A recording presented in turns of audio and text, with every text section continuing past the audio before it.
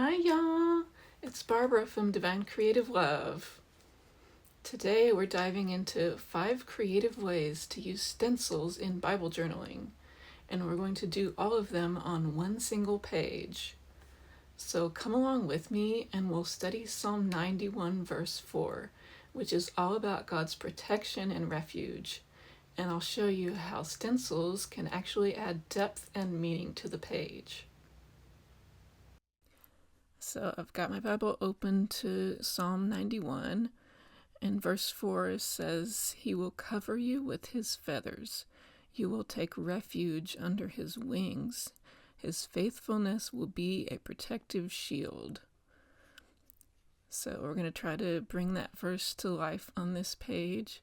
And you can see I've already painted the page in this beautiful metallic blue topaz color. It looks so pretty, and I didn't have to prep the page with anything because this is in the Illustrating Bible, so the paper's nice and thick. And I sped the video up from this point forward. The whole process took me about 30 minutes. And for our first creative stenciling idea is to use parts of the stencil to cover the whole page. So you can see I've got this cool swirly decorative stencil. I love to use this one to represent like God's presence or kind of like spiritual things, because it kind of looks like wisps of smoke or mist, kind of like just things that's hard to symbolize or picture, like how do you symbolize God's presence or protection. So that's what I love this stencil for.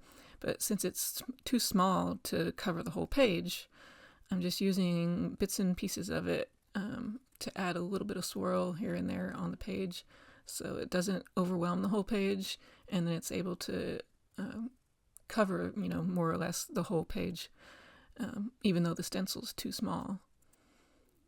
And I'm using the pigment ink from my ink pad there to apply the color. And I had actually tried gelatos on this page on top of that acrylic paint, but it just wasn't showing up and it wasn't kind of sticking very well on top of that paint. So when I tried the ink worked really well to not only just goes well on top of the paint, but it shows up much better. And I had actually brought these brushes a long time ago and didn't use them for a long time, and just recently started using them and discovered how handy they are for things like this, applying ink to a stencil. But it's just really fun, and you can see how nice that's turning out. It almost looks like feathers in the background, kind of. And then I added that little accent right next to verse 4. And then it's always important to dry the page in between steps, especially with ink. Sometimes ink doesn't dry very quickly. It'll stay wet for a long time, and then it's easy to smudge.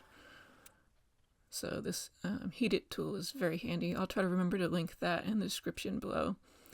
And then for our next stenciling idea is to flip or rotate the stencil to create a unique design. So I've got this feather from the Faith stencil set, and I'll be sure and link that one below because I know that's such a handy stencil set. And then I've got some white ink and another of those brushes that I'm using to apply. And then again, the ink is staying wet for a long time. I was having to dry it pretty much between every feather that I put down.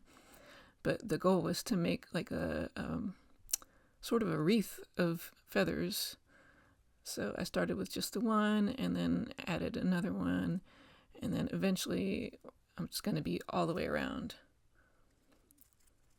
And you'll notice there I was adding tape over that other little flag stencil because I accidentally got some ink through that part. So that's another handy trick if you find yourself putting paint or ink where it doesn't belong, then just tape up that part of the stencil. And then again, I had to dry it just about every 1 or 2 feathers that I did just to make sure I wasn't going to smudge the ones that I had already made. And of course, you don't have to use ink for a stencil like this. That feather is a simple enough shape that I could have done it with like a pen or a marker, but I chose to use the ink because it looked really cool. And then right there, I was just adding a little bit more white ink to that feather because I didn't think I got good coverage the first time. And it's worth noting, always remember to close like your ink pads, or if you've got like a paint container open before you dry something with heat, so you don't want the heat to dry out the product. And then I was going back in with the one more feather in between all the other ones, so it's like a whole kind of, I don't know, flower of feathers. And while I'm doing this, I'd like to talk a little bit more about the Psalm 91 verse 4, because it's kind of all about trusting God for protection, you know, like when things happen, when you're uncertain, or there's just something, you know, unsettling or something happening in life, to remember to go to God for protection, you know, like seek refuge under his wings. And I love what verse 4, like the ending of verse 4 in the New Living Translation, it says, his faithful promises are your armor and protection. So that's like so important to go back to God's word and, you know, read what his word says about being afraid, or about, you know, trusting him, or getting through life's struggles, or, you know, leaning on his grace to be sufficient. And that brings us to our third creative stenciling idea, which is to use a stencil to create a paper shape that you can glue on the page. So this is especially handy if you don't have like a die cutting machine, or like a Silhouette, or a Cricut, you know, to cut paper with. If you just have a stencil set and a simple shape like this heart, then you can just trace it and then just cut it out with scissors. And then you got a cute little shape to add to your page. And in this case, it was perfect that I needed something to kind of cover up the middle of those feathers, because it was kind of messy. Like they weren't all perfectly lined up in the middle. And I thought, you know, a heart is, you know, I mean, it's cliche maybe, but to represent God's love and his protection, and it just works. So that was perfect for the middle of those feathers. And our fourth creative stenciling idea is to use a stencil to create a decorative page border. So I just chose the heart out of this Faith stencil set. There's so many great shapes that you could use. And so I chose the little heart, and as you can see, I started on the bottom there, and then here's what it looked like almost finished, with the top and the bottom full of the heart border. Just added them, I don't know, about every like half inch or inch on the page. And I'm using a pink gel pen for that border. So the gel ink works so great because it's opaque and it covers up the blue background so you can't see through it. And that just looks so cute. And then I wanted to add, he will cover you with his feathers. So I've got this white paint pen that I use, and just kind of a, you know, fancy version of my own handwriting. Nothing, you know, didn't like plan it ahead of time. I just freehanded it. And our fifth and final creative stenciling idea is to change the stencil design as needed.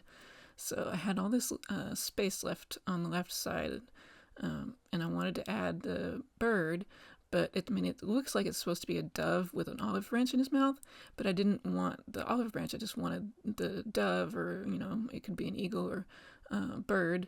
So I just stenciled in the bird with the paint pen, and then I also filled in that little gap, you know, so it looks a little better. And then here's the finished page.